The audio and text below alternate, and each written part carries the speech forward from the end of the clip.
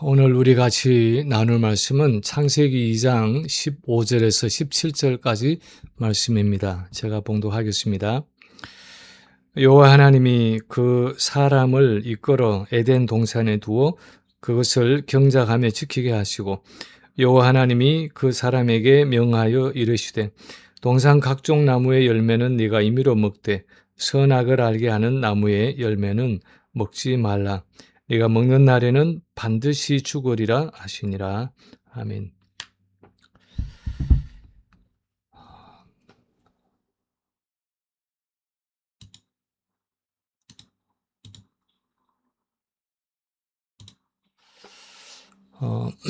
지난 세 번의 수요일 동안 우리는 소요리 문답에서 죄에 대한 내용들을 나누었습니다. 첫 수요일은 죄를 짓지 않고 완전하게 순종할 수 있는가 하는 말씀을 나눴고요. 둘째 수요일은 성경이 말하는 죄의 성격이 무엇인가 하는 말씀을 나누었습니다. 그리고 지난 수요일은 모든 죄가 다 동일하게 악한가 하는 말씀을 나누었습니다. 그런데 죄에 대한 말씀을 세 번씩이나 연달아 나누면서 드는 생각은 우리는 흔히 죄라고 하면 엄청나게 큰 죄들을 생각한다는 사실입니다. 남의 물건을 도둑질한다거나 간음을 한다거나 살인을 한다거나 보통 세상에서 범죄라고 말하는 어떤 큰 죄를 죄라고 생각하는 경우가 많습니다. 아니면 그렇게 큰 죄는 아니라고 해도 뭔가 외적이고 형태가 있는 것들을 죄로 생각하는 경향이 많습니다. 예를 들어서 거짓말을 한다거나 남을 미워한다거나 음란한 생각을 한다거나 아니면 혈기를 부리고 남의 물건을 탐낸다거나 하는 것들은 죄라고 생각합니다. 맞습니다. 분명히 그런 것들은 죄이고 그런 죄 짓는 것을 두려워해야 하고 혹시 그런 죄를 지었으면 그것을 빨리 하나님 앞에 가지고 나가서 회개해야 합니다. 왜냐하면 거룩하신 하나님은 그런 죄들을 싫어하시고 미워하시고 그런 죄를 회개하지 않고 품고 있는 채로는 우리가 하나님과 교제할 수가 없기 때문입니다. 그런데 사실 그런 죄들은 물론이지만 어쩌면 그것보다 하나님이 더 미워하시는 깊은 죄가 있다고 성경은 가르치고 있습니다. 어쩌면 그 모든 죄의 뿌리가 되고 그 여러 죄들의 근원이 되는 죄가 있습니다. 그것을 죄들이라고 복수로 쓰기보다도 죄라고 단수로 써야 할지 모릅니다. 왜냐하면 그것은 이 모든 것들을 총괄하는 훨씬 더 근원적이고 본질적인 죄이기 때문입니다. 성경은 그것을 여러 가지 단어들로 표현하고 있지만 아마도 그 개념을 압축해서 말하면 내가 내 삶의 주인으로 살아가는 죄라고 말할 수 있습니다. 내가 내 삶의 주인으로 살아가는 것.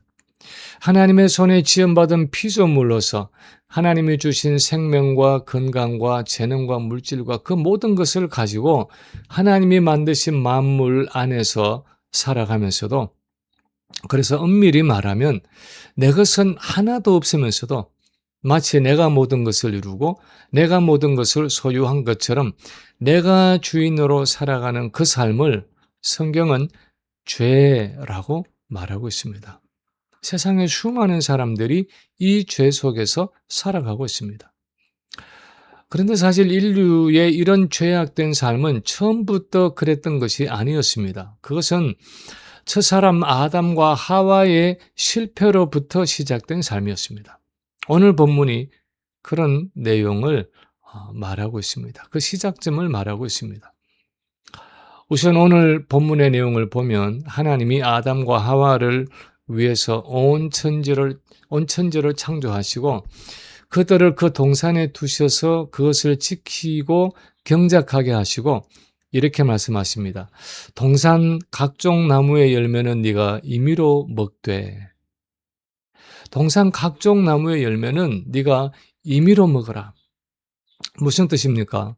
그 에덴 동산에 각종 나무들이 얼마나 되었는지 모르지만 그것이 수백 그루의 나무들이었는지 수천 그루의 나무들이었는지 우리는 모르지만 하나님은 그 모든 것을 다 아담과 하와에게 주셔서 임의로 즉 마음껏 먹도록 하셨다는 것입니다.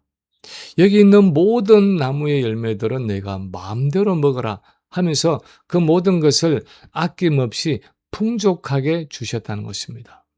이것은 하나님이 우리 인간을 얼마나 사랑하시고 우리 인간을 얼마나 특별하고 존귀하게 여기셨는가를 보여줍니다. 마치 시편 8편에서 사람이 무엇이기에 주께서 그를 생각하시며 인자가 무엇이기에 주께서 그를 돌보시나이까.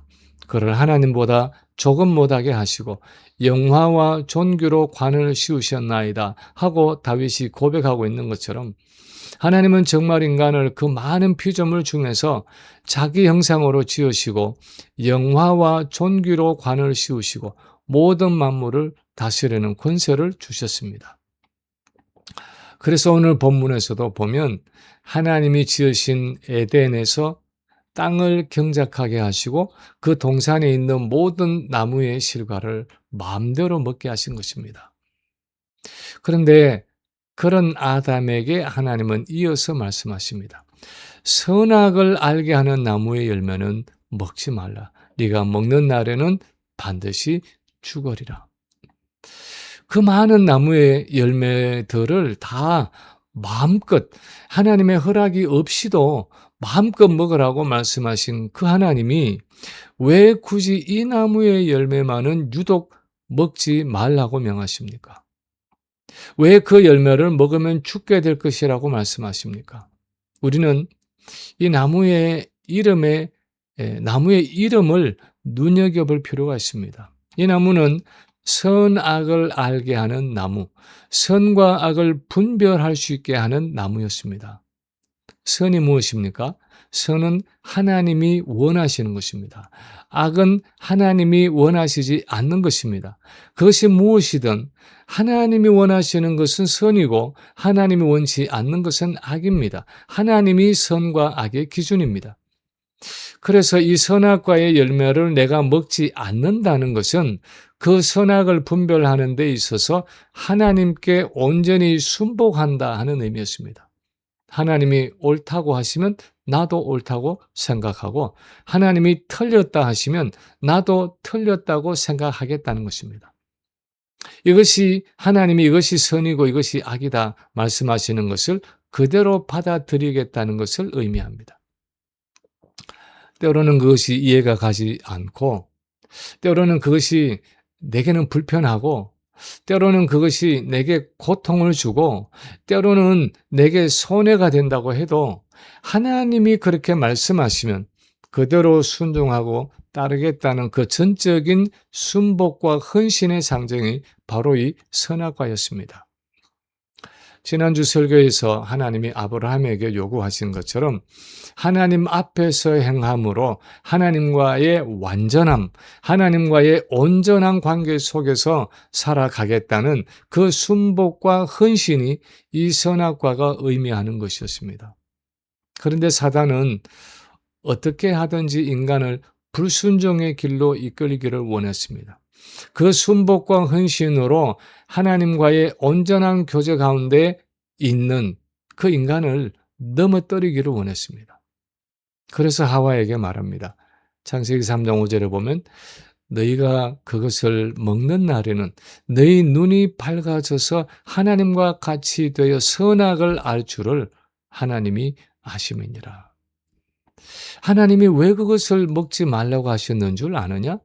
너희가 그것을 먹으면 하나님같이 되어서 너희 스스로 선악을 분별할 수 있게 될 거라는 것을 아시고 그것을 금하신 거야. 너희가 그것을 먹으면 굳이 하나님께 매달리지 않아도 돼. 무엇이 정말 맞는지 틀린지 너희 스스로 판단할 수 있어. 굳이 하나님의 말씀을 따를 필요가 없어.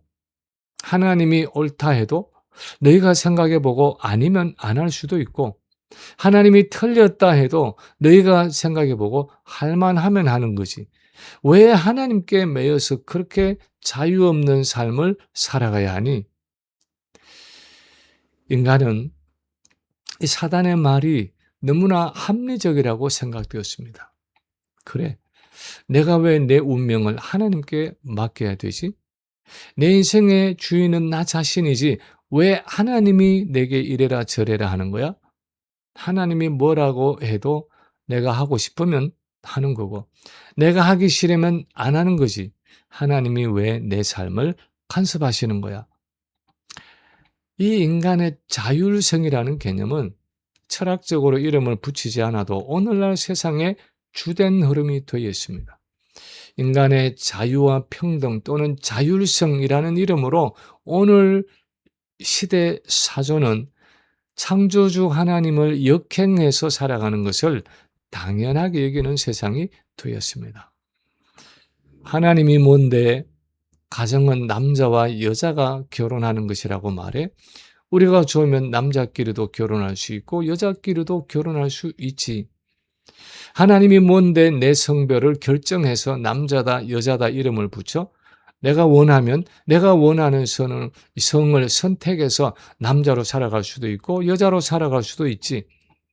이건 내 몸인데 하나님이 왜 내 아기를 유산하면 된다 안 된다 하는 거야? 내가 선택하면 할 수도 있고 안 할 수도 있지. 이렇게 하나님이 뭔데 하면서 인간은 창조주 하나님을 제쳐놓고 내가 원하는 대로 살아가는 것을 당연하게 생각하는 세상이 되었습니다. 그런데 문제는 교회 안에도 그런 논리가 들어와 있다 하는 것입니다.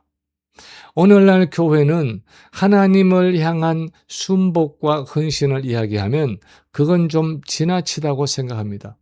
뭐 그렇게까지 할 필요가 있느냐고 생각합니다. 그렇게 순복과 헌신 같은 경직된 관계 말고 좀 더 편안하게 내가 헌신하고 싶으면 그때 하나님께 헌신하고 내가 내키지 않으면 하나님과 좀 떨어져 사는 거지 뭐 그렇게 하나님만 전심으로 사랑하라고 말하는 거야 하고 생각하는 그리스도인들이 있습니다. 교회에 나온다고 하는 많은 그리스도인들이 그렇게 말합니다. 주님, 너무 가까이 오지 마세요. 너무 부담스러워요. 저하고 좀 거리를 두세요. 저도 가끔씩 숨을 쉬어야지요. 가끔씩 세상 나들이도 하고 가끔씩 육신의 정욕, 안목의 정욕, 이생의 자랑도 좀 추구하고요. 제가 하고 싶은 대로 좀 하면서 예수 믿게 해주세요. 저한테 이거 해라, 저거 해라, 이래라, 저래라 좀 하지 마세요. 너무 귀찮고 힘들어요. 요즘 젊은이들의 트렌드 중에 하나가 결혼은 하지 않고 그냥 동거하며 사는 것이라고 합니다. 결혼을 하지 않는 이유는 결혼의 부담이 싫어서라고 말합니다. 결혼을 해서 한 사람에게만 매여서 전폭적인 사랑과 희생을 해야 하는 것이 부담스럽다는 것입니다. 좋을 때는 서로 즐기고 싫을 때는 서로 쉽게 헤어질 수 있도록 결혼식 하지 말고 혼인신고 하지 말고 아이 낳지 말고 그냥 부담 없이 서로를 즐기자는 것입니다. 그런데 오늘날 그리스도인들을 보면 그런 부부들이 생각날 때가 있습니다. 한 집에 같이 사는 부부이긴 한데 서로를 향한 전폭적인 사랑과 헌신이 없는 부부, 적절한 거리를 가지고 부담 없이 내게 필요할 때 즐기고 필요치 않으면 떨어지는 아주 편리한 동거 생활을 하는 것처럼 그렇게 부담 없는 신앙생활을 하려는 그리스도인들이 많습니다. 너는 내 앞에서 행하여 완전해라 그렇게 말해도 나는 관계 없다고 생각합니다.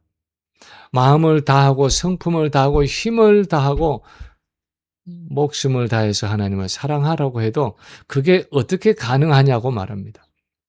전심으로 하나님을 향하는 삶을 살라 하고 말하면 왜 꼭 그렇게 해야 하느냐고 묻습니다. 아마도 계시록에 나오는 라오디게아 교회의 성도들이 그랬는지 모릅니다. 그래서 주님이 이렇게 말씀하셨는지 모릅니다.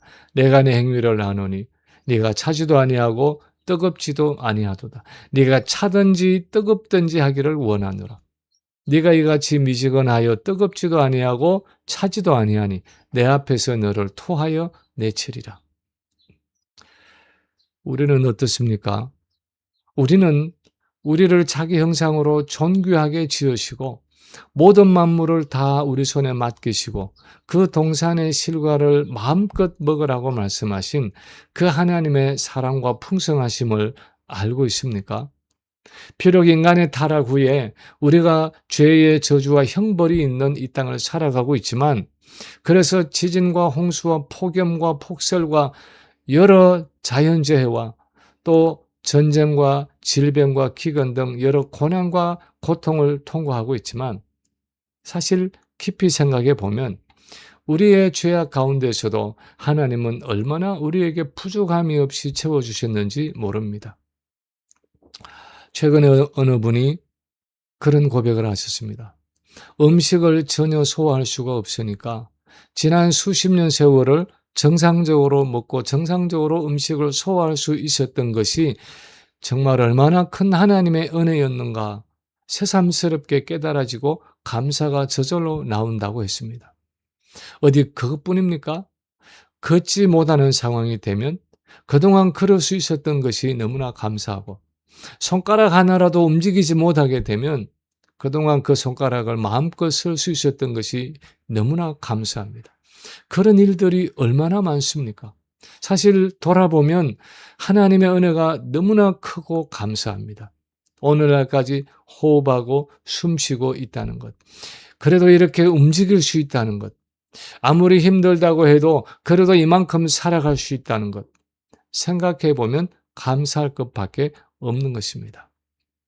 그런데 우리는 너희는 이 선악을 알게 하는 나무의 열매를 먹지 말고 선악을 분별하는 일은 내게 맡겨라.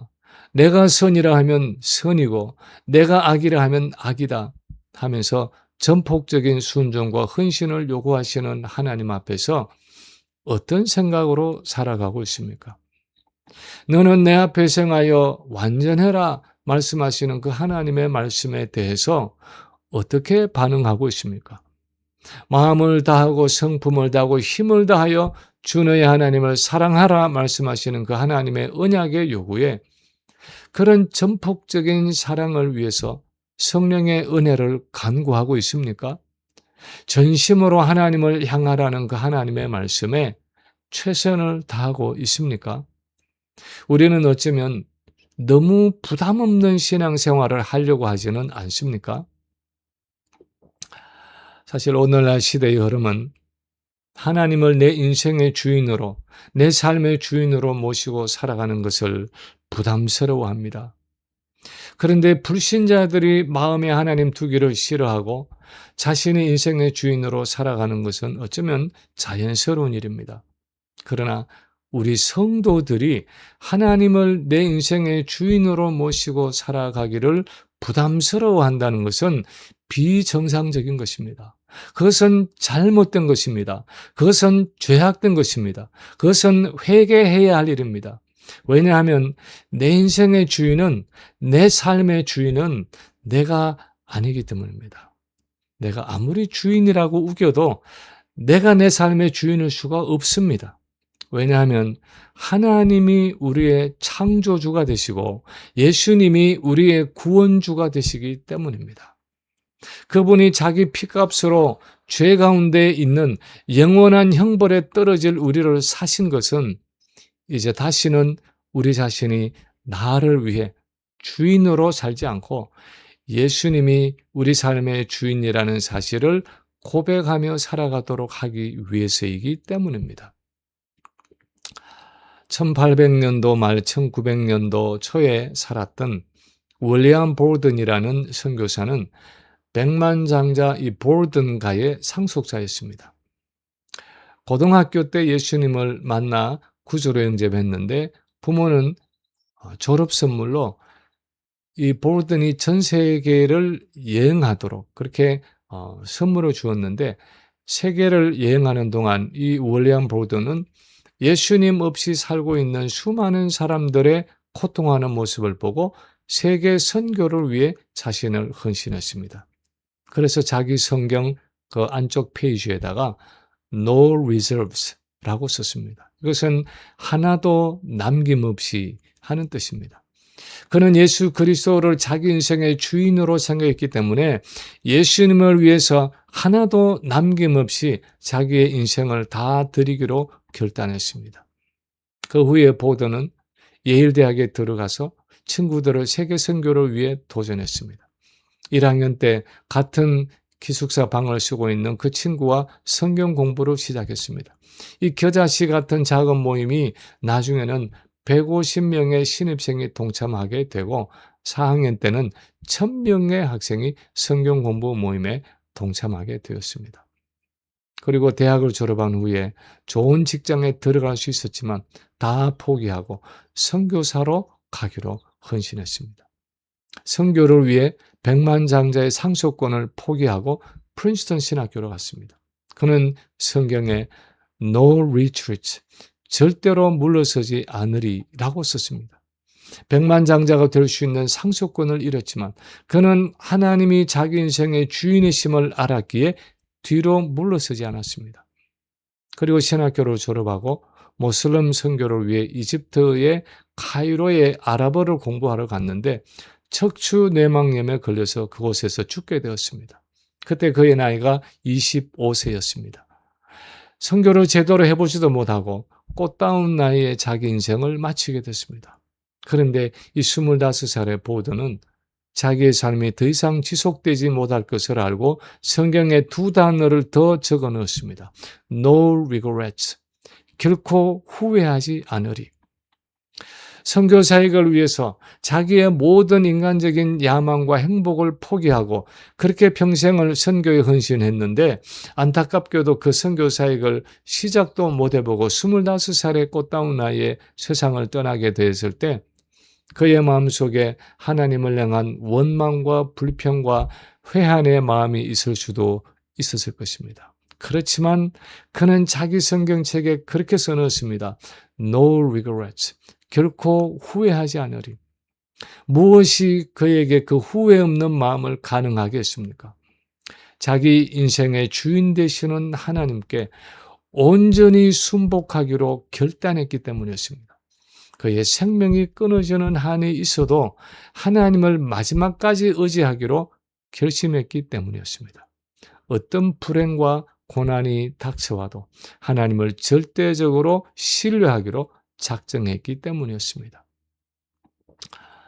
그것이 윌리엄 볼든과 같은 선교를 위한 삶이든 그것이 그냥 집에서 밥을 하고 빨래를 하는 평범한 삶이든 매일 직장에 나가서 일하는 직장인의 삶이든 구원받은 그리스도인으로서 이 땅을 살아간다는 것은 예수 그리스도가 내 인생의 주인인 것을 고백하고 하나님께 온전히 순복하고 헌신하는 삶을 살아간다는 것을 의미합니다. 아무리 보잘것없고 작은 일이라고 해도 내 인생의 주인이 나 자신이 아니라 하나님이라는 사실을 인정하고 살아가는 삶입니다. 그것을 보여주시기 위해서 예수님이 둘째 아담으로 이 땅에 오셔서 온전한 순복의 삶의 모범을 보여주셨고 겟세마네 동산에서 내 뜻대로 마옵시고 아버지 원대로 하옵소서 기도하면서 피와 땀을 흘리셨습니다. 그 능력을 우리에게 주시기 위해서 그의 십자가 죽음을 통해 오순절 성령을 우리에게 보내주셨습니다. 그 십자가의 죽음은 바로 내가 주인 되고자 했던 우리의 죄와 형벌을 대신 받으신 것이었습니다. 그분이 오늘도 우리에게 말씀하십니다. 수고하고 무거운 짐진 자들아 다 내게로 오라. 내가 너희를 쉬게 하리라. 나는 마음이 온유하고 겸손하니 나의 멍에를 메고 내게 배우라. 나의 멍에를 메고 내게 배우라. 그리하면 너희 마음이 쉼을 얻으리니 이는 내 멍에는 쉽고 내 짐은 가벼움이라. 미시건에서 주님이 토해버리겠다고 말씀하시던 그 라오디게아 교회에게 권면하신 것처럼 오늘날 우리에게도 말씀하십니다. 볼지어다 내가 문 밖에 서서 두드리노니 누구든지 내 음성을 듣고 문을 열면 내가 그에게로 들어가 그와 더불어 먹고 그는 나와 더불어 먹으리라. 지금 누가 내 인생의 주인입니까? 하나님입니까? 나 자신입니까? 누가 뭐라고 말해도, 세상 사람들이 뭐라고 말해도, 많은 그리스도인들이 뭐라고 말해도 주인 되시는 예수 그리스도께 온전히 순복하고 헌신하며 살아가는 저와 여러분의 삶이 될 수 있기를 주님의 이름으로 간절히 축원합니다.